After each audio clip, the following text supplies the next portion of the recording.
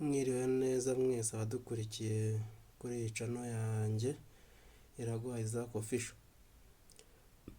Uyu munsi rero nkuko twabibasezeranije ko tuzatubagezaho utuntu tw'udushya, uyu munsi nifuje kubagezaho ubu bwoko bw'agaseke. Ni agaseke keza cyane, kugira ngo murakabona ko kameze. Ni agaseke rero kari special kuko nta handi hantu kari kaboneka cyangwa undi muntu wari wagakora.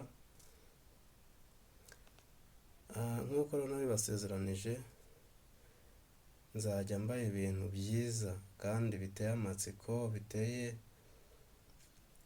umunezero n'ibyishimo.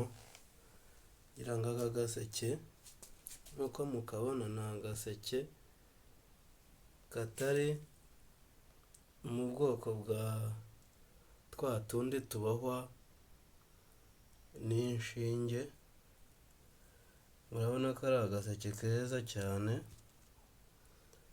kandi kabereye rwose amaso.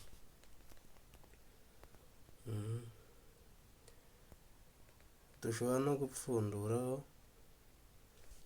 ukaba warebamo imbere, gahindukira ukareba mu mpande zako.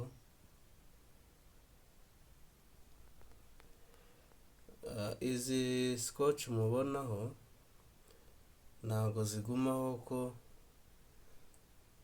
nikamara gutungana neza ndazikuraho, hanyuma agaseke kacu kajye hariya.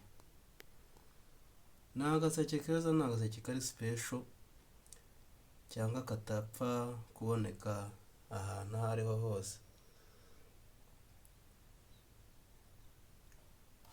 Umutemeri nawo ngira ngo murareba ukuntu karaze. Ni umutemeri mwiza cyane.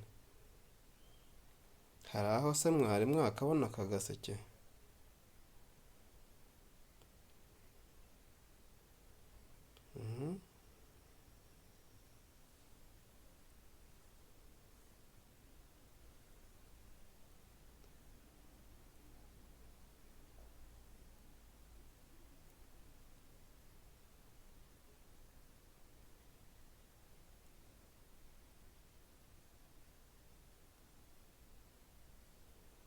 Urabona imbere mu mutemeri ukuntu hameze?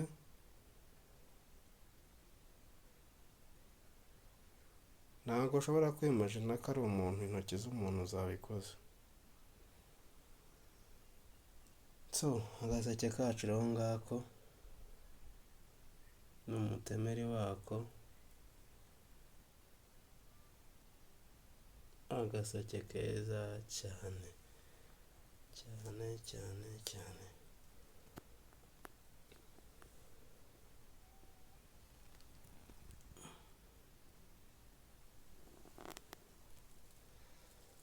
Imana ibarinde rero, nagira ngo mbasangize aka kantu keza k'agaseke.